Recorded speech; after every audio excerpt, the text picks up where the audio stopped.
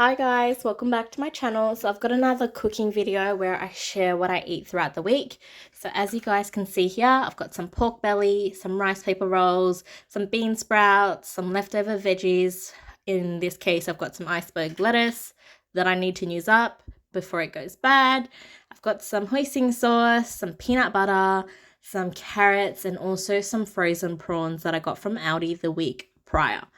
And then I've just started to boil some water with a bit of salt, and then I got my pork belly in there, which will cook for about 50 minutes.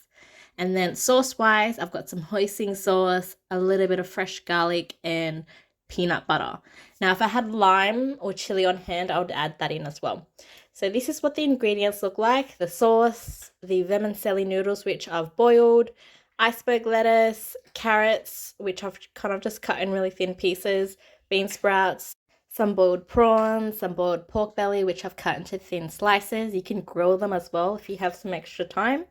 I think traditionally rice paper rolls are served with like Vietnamese mince, chives, and all of these other goodies, but I've just kind of picked all of the things that my partner and I like eating. So that's what it looks like once I've rolled it all up. You basically just rehydrate the rice paper roll in warm water, add in your veggies, and then roll it. So the next day, I decided to use up some leftovers. So I've got some garlic, oyster sauce, hoisin sauce, salt, and sugar, leftover bean sprouts, and carrots from the day before where I made rice paper rolls. Got some leftover pork belly. I'm going to be adding in some soy sauce, some sesame oil, and some fish sauce. And I will also be adding in some Chinese cooking wine to the sauce mix. So I just start off by cooking down the vegetables and warming up the pork belly. Because the pork belly is quite high in fat, I don't use oil. It will naturally just come out the fats and I'll use that as an oil instead. I add the sauce in, stir fry it quickly. It doesn't take long to cook because the pork belly is already cooked. So I cook that and then serve that alongside with some white rice. Now, we found this meal super tasty. My partner loved it, and I was so happy because I was able to use up all of my leftovers, so there's no food that will go to waste. The next meal, I've got some onions, carrots, peas, butter chicken sauce. This is a new sauce that I haven't tried before. I've got some chicken thighs that I've grabbed from the freezer. This is going to be one of my partner's meal preps. So I've just recorded the instructions at the back. If you want to have a look at that, just pause it. It comes with 3 different sauces. I think, well, one is a packet of spices, one is the, I don't know, some type of paste, and then the other one is like the butter chicken sauce. So the instructions are a little bit more complex compared to the butter chicken sauce that I buy in a jar. Nonetheless, I found this quite tasty. It was more spicy than the regular butter chicken sauce I normally buy, but I found it was quite tasty.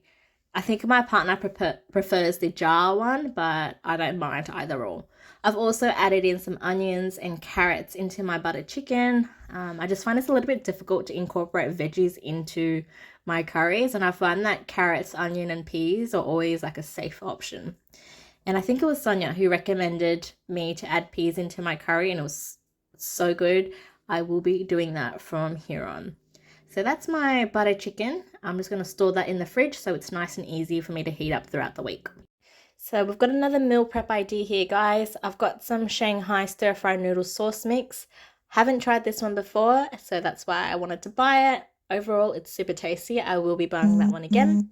I've got some frozen green beans that need to be used up, some carrots and onions, which I've also chopped up. I tend to just throw in whatever veggies I have on hand. So I start off by cooking the carrots and the onions in a little bit of water. So I just saute that quickly.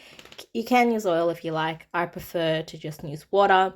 Then I add my mincemeat in, mash it all up so it's evenly distributed. Then I add in my frozen green beans, and then I add the sauce in at the end. Frozen green beans don't really need to be cooked. They just needed to be heated through because they are frozen, but they are cooked prior to the freezing process. So that's why I add that in at the end.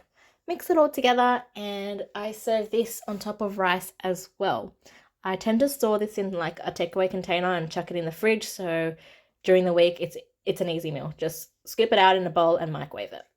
I've got some more meal prepping for you guys. I was cutting my capsicum and I thought this was pretty funny. It looks a bit like a butt. So I thought I'll show you guys.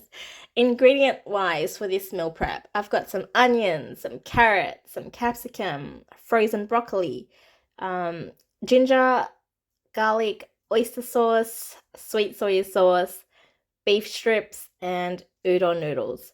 Now, these Coles brand udon noodles I don't really like. I'm just showing you guys some of my other meal preps that I've done. They just get stored in the fridge, so it's nice and easy. So I've got my onions and carrots in there, which I'm sauteing down with a bit of water as usual. You can use oil if you prefer. The udon noodles that I bought from Coles, I don't think I'll be buying that one again because it's a little bit sour for some reason. This is the Chinese cooking wine that I'll be adding to my sauce. So all of the ingredients I showed you guys before, plus the cooking wine. So after my carrots and onions are sauteed, I tend to add in my capsicum and frozen broccoli, cook that down a little bit before I add in my beef strips. Now, I know a lot of people like to cook the beef strips separately in oil to get the browning. I don't mind that I don't have the browning on the beef because I just try to avoid cooking with oil where I can. I do use oil sometimes, but if I can avoid it, I tend to do so. So that's what the beef stir fry mix looks like. I wanted to thicken up the sauce, so I've got some cornstarch here, added in a little bit of water, mixed all of that up, then added it to my stir fry mix, let it reach boil, and the sauce tends to thicken. I didn't make a super thick sauce only because it's going with noodles. Noodles tend to have like a starch to it as well, so it might thicken the sauce furthermore when I microwave it. So I'm happy with this type of consistency in terms of the sauce. I've mixed in the stir fry mix with my udon noodles, and that will be stored in the fridge as well. So it's a nice, easy, microwavable dinner throughout the week. So this is all of the meal prep I've done for my partner. I'm just going to give you guys a quick overview. That's the savory pork mince mixture I spoke about before. That's the butter chicken on the left there. And that was obviously the beef stir fry. And here we've just got some English muffins with peanut butter, banana, and honey. He went out to grab some of those items, I think, on Saturday morning. And I just wanted to show you guys a variation with the savory pork mince mixture. On this particular day, I actually heated up some noodles I had in my cupboard and just served the pork mince on top. And just a quick little clip at the end, I actually went to Balmoral Beach on the weekend. Super lovely weather. It was nice to have a picnic, and I got some free donuts from Krispy Kreme because it was their birthday. So if you went into store and you said hip hip hooray, you would get a free donut. And if you said hip hip and someone else said hooray, you would get a pack of 4 for